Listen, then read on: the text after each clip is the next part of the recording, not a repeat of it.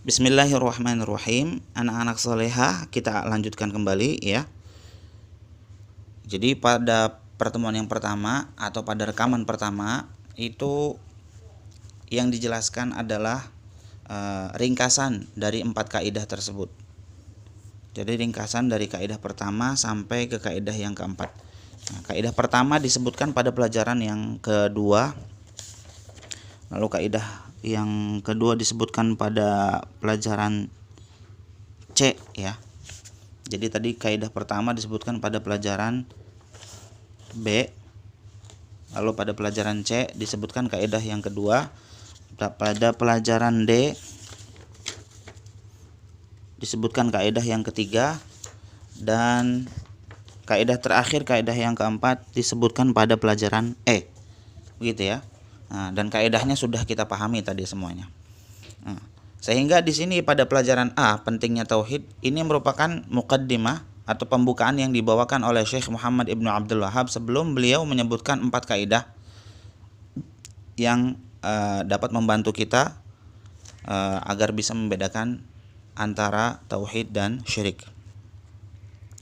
Nah, muqaddimah yang dibawakan oleh Syekh Muhammad Ibnu Abdul Wahhab itu pertama adalah As'alullahal karim Rabbal arsyil azim an yatawallaka fid dunya wal akhirah. Ya. Aku memohon kepada Allah Subhanahu wa taala yang Maha Pemurah. Jadi Al-Karim itu artinya adalah Maha Pemurah. Ya, seharusnya Karim ini disebutkan artinya Maha Pemurah, karena kalau Maha Karim, Karim itu apa dalam bahasa Indonesia itu belum jelas ya. Jadi Karim artinya Maha Pemurah. Aku memohon kepada Allah yang Maha Pemurah, pemilik atau penguasa arsy yang agung, ya, agar melindungimu di dunia dan di akhirat. Melindungimu di dunia dan di akhirat, ya. Dan agar engkau menjadi termasuk ke dalam hamba-hamba Allah Subhanahu wa taala yang jika diberikan nikmat itu bersyukur, jika diberikan cobaan bersabar, dan jika melakukan kesalahan atau dosa maka ia beristighfar, ya. Jadi ini doa dari Syekh Muhammad Ibnu Abdul Wahhab supaya kita termasuk golongan hambanya yang rajin bersyukur, rajin bersabar, dan rajin beristighfar. Kapan kita bersyukur? Kalau dapat nikmat. Kapan kita bersabar? Kalau mendapatkan ujian dari Allah Subhanahu wa taala. Kapan kita beristighfar? Jika kita melakukan dosa, gitu ya. Nah, 3 hal ini merupakan kiat utama dalam mendapatkan kebahagiaan di dunia dan di akhirat. Kemudian di sini disebutkan i'lam annal hanifiyyata millata Ibrahim. Jadi yang disebut dengan kecondongan agama Ibrahim, maksudnya kecondongan itu adalah terjemahan dari al-hanifiyah. Karena hanif itu artinya condong kepada kebenaran, menjauhi kesalahan. Hanif itu artinya condong kepada tauhid, menjauhi syirik atau kemusyrikan, ya. Jadi seharusnya ini hanifiyah itu adalah nama agama Ibrahim alaihissalam, yang sebenarnya Islam juga, tapi disebutnya Hanifiyah, ya. Seharusnya ini tidak menggunakan kata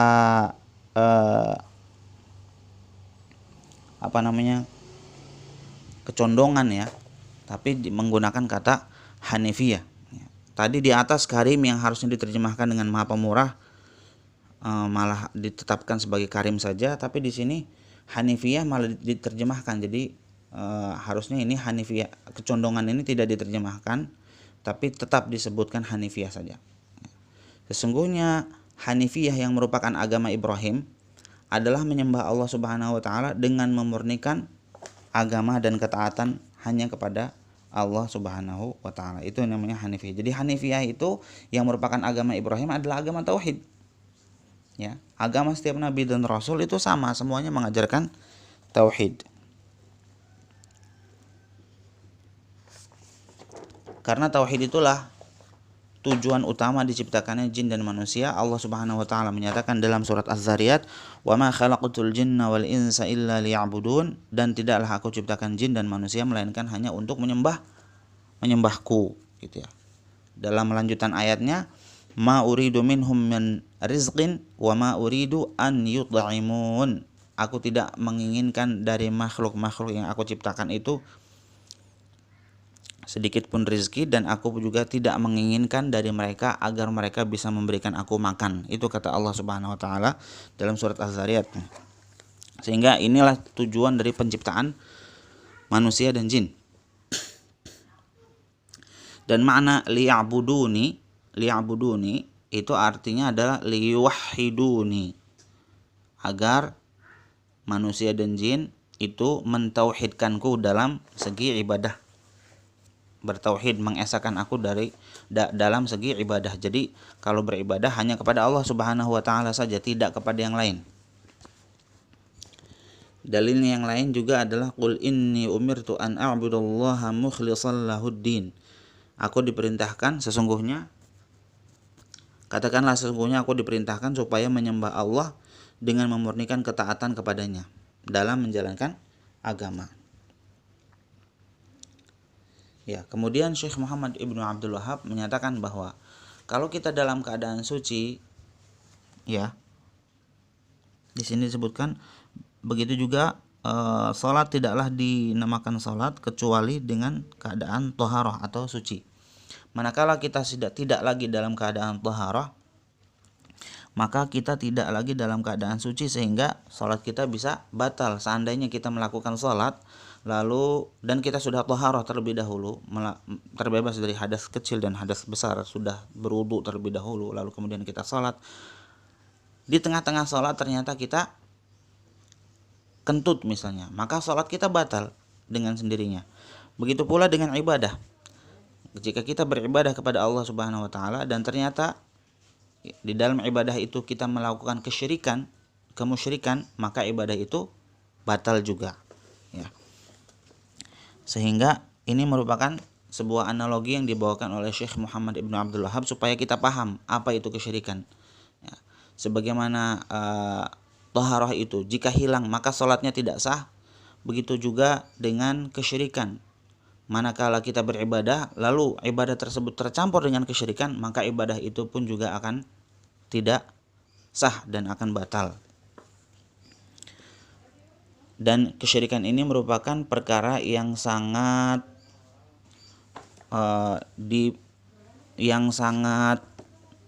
besar, ya, yang sangat besar. Dan Allah Subhanahu wa taala tidak akan mengampuni orang yang melakukan kesyirikan jika ia wafat dengan membawa dosa syirik tersebut, ya, dan belum sempat bertaubat selama hidupnya.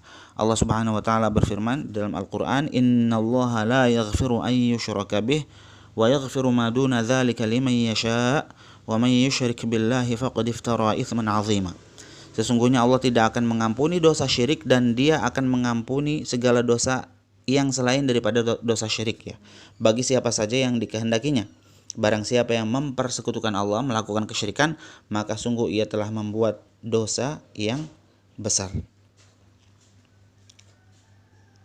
Dalam ayat yang lain disebutkan, "Wa may yusyrik billahi faqad dhalla dhalalan ba'ida." Dan barang siapa yang mempersekutukan Allah dengan sesuatu, ya, maka sesungguhnya ia telah tersesat sejauh-jauhnya. Nah, ini adalah muqaddimah yang dibawakan oleh Syekh Muhammad Ibnu Abdul Wahhab sebelum menyebutkan 4 kaidah, gitu ya. Jadi di sini kita bisa mengetahui bahwa kebahagiaan itu, ya, tadi yang pertama disebutkan bahwa kebahagiaan itu akan diperoleh manakala kita bersyukur saat mendapatkan nikmat, sabar saat mendapatkan ujian, dan istighfar, memohon ampun kepada Allah saat kita terjerumus ke dalam dosa. Lalu tadi ada analogi yang dibawakan oleh Syekh Muhammad Ibnu Abdul Wahhab, saat kita sedang sholat lalu kita buang angin misalnya, maka sholat kita batal. Begitu pula dengan orang yang beribadah kepada Allah tapi di dalam ibadahnya ternyata ada kesyirikan, maka ibadahnya itu juga batal, ya, dan tidak akan diterima oleh Allah Subhanahu wa taala. Dan tujuan hidup manusia itu adalah menyembah Allah Subhanahu wa taala, dan dalilnya adalah wa ma khalaqtul jinna wal insa illa liya'budun.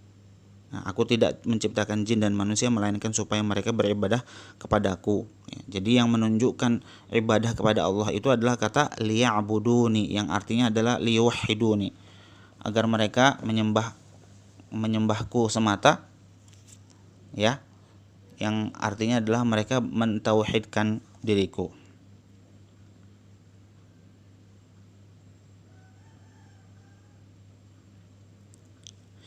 Sedangkan kata ibadah itu tidak dinamakan ibadah kecuali dengan tauhid, ya.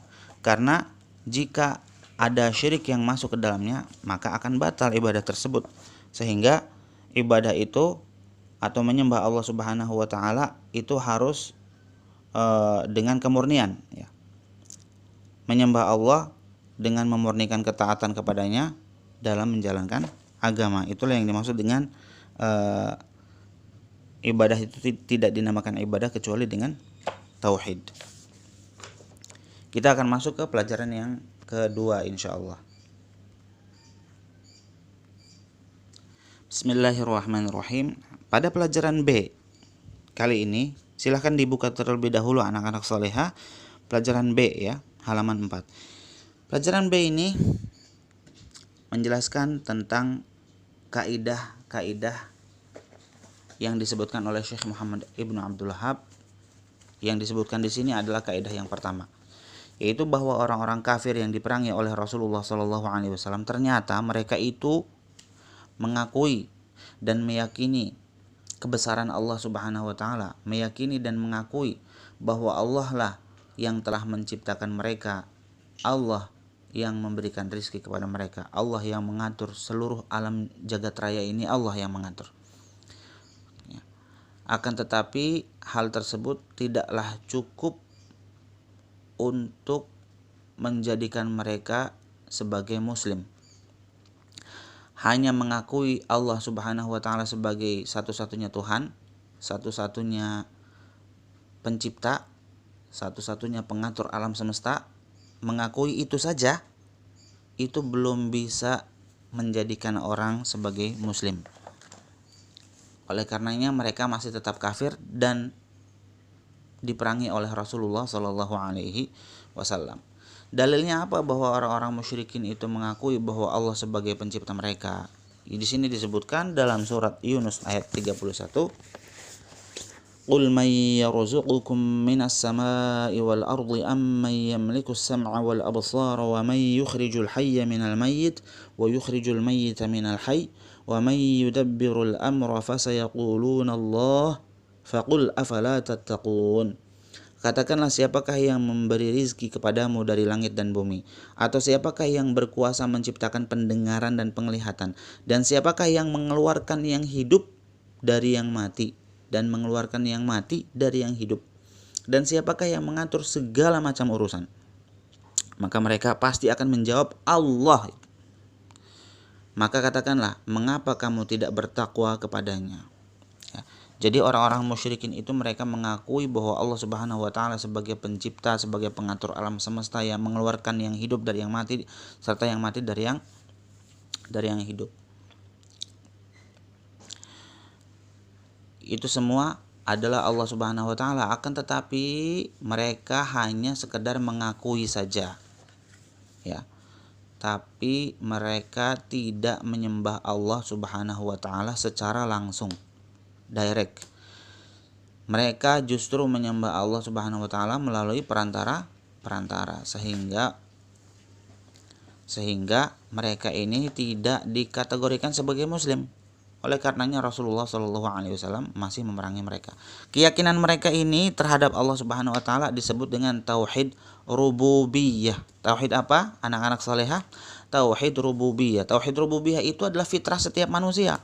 Mau dia itu orang-orang musyrik, orang-orang yang mengaku sebagai ateis, tidak bertuhan dan sebagainya, pasti mereka mengakui di dalam sanubari mereka yang terdalam bahwa ada Tuhan yang telah menciptakan alam semesta, ada kekuasaan yang menguasai alam semesta ini, gitu ya. Maka dikatakan orang yang ateis sekalipun ketika mereka itu berada dalam kegentingan, tertimpa batu atau apa gitu misalnya, maka orang seateis apapun dia pasti akan mengatakan, ya Tuhan begitu, tolonglah aku.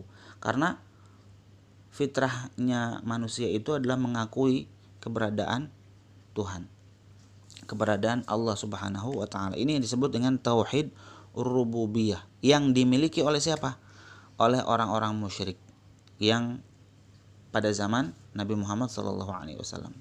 Bahkan dimiliki oleh setiap manusia, setiap insan, ya. Dan sekali lagi tauhid rububiyah ini tidak cukup untuk membuat seseorang sebagai muslim. Bagaimana kalau mau menjadi muslim? Harus ada tauhid yang lainnya, yaitu tauhid apa? Tauhid uluhiyah. Tauhid apa anak-anak salihah? Tauhid uluhiyah. Apa itu tauhid uluhiyah? Menyembah Allah Subhanahu wa taala saja. Tidak menyembah yang lain. Tidak pakai perantara, menyembahnya langsung, ibadahnya langsung kepada Allah Subhanahu wa taala. Nah, kalau sudah ada tauhid uluhiyah barulah orang bisa dikategorikan sebagai muslim. Kalau hanya rububiyah saja itu belum cukup untuk membuat dia sebagai muslim yang beragama Islam. Oleh karenanya, kesyirikan merupakan dosa yang paling besar dan akan menggugurkan seluruh amal saleh yang pernah dilakukan seseorang. Jadi sebaik apapun orang tersebut, mau bantuan sosialnya terbanyak kepada masyarakat di sekitarnya, tapi kalau dia melakukan kesyirikan maka itu tidak akan ada nilainya di sisi Allah Subhanahu wa taala. Dan tauhid itu merupakan tujuan penciptaan manusia dan juga dakwahnya setiap nabi dan rasul, ya. Dosa syirik itu tidak akan diampuni oleh Allah Subhanahu wa taala. Iya, dalilnya sangat banyak. Seperti pada pelajaran yang A, ya, pada pelajaran yang A itu pada surat An-Nisa ayat 48 dan An-Nisa ayat 116 disebutkan innallaha la yaghfiru an yushraka bih wa yaghfiru ma duna dzalika liman yasha wa may yusyrik billahi faqad dhalla dhalalan ba'ida. Sesungguhnya Allah tidak mengampuni dosa mempersekutukan Allah dengan sesuatu apapun, dan dia akan mengampuni dosa selain daripada dosa syirik bagi siapa saja yang dia kehendaki. Barang siapa yang mempersekutukan suatu dengan Allah Subhanahu wa taala, maka sungguhnya ia telah tersesat dengan kesesatan yang jauh. Dan sehingga nomor 4 ini, ya, tauhid rububiyah itu tidak cukup untuk membuat seorang sebagai muslim, ya. Karena semua orang pasti mengakui Allah Subhanahu wa taala sebagai pencipta dan pengatur alam semesta. Dan doa itu tidak cukup untuk menjadikan bukan doa maksudnya dan itu tidak cukup untuk menjadikan seseorang menjadi muslim sampai ia beriman hanya Allah Subhanahu wa taala yang berhak untuk disembah dan diibadahi, atau tauhid uluhiyah, gitu, ya. Nih, dalam surat Al-Fatihah itu apa saja yang tauhid rububiyah, uluhiyah, dan tauhid asma wa sifat serta doa. Jadi kalau tauhid asma wa sifat itu apa? Tauhidul asma wa sifat itu artinya adalah mengimani atau mengesahkan Allah Subhanahu wa taala dalam segi nama-nama dan sifat-sifatnya yang telah Allah Subhanahu wa taala sebutkan di dalam Al-Qur'an atau disebutkan pula oleh Rasulullah SAW dalam hadis-hadis yang sahih. Nah, dalam surat Al-Fatihah ini tauhid rububiyah itu ada pada ayat pertama, kedua, ketiga, dan keempat. Itu tauhid rububiyah. Tauhid uluhiyah disebutkan pada ayat yang ke-5. Lalu tauhid al-asma wa sifat disebutkan pula pada ayat 1, 2, 3, dan 4. Ya, sama itu, nomor 1 dan nomor 3 sama. Karena kalau disebutkan tauhid al-asma wa sifat itu juga menunjukkan rububiyah. Itu juga menunjukkan rububiyah. Kemudian yang keempat, kalimat doa ihdinas shiratal mustaqim dari ayat nomor 6 sampai ayat nomor 7.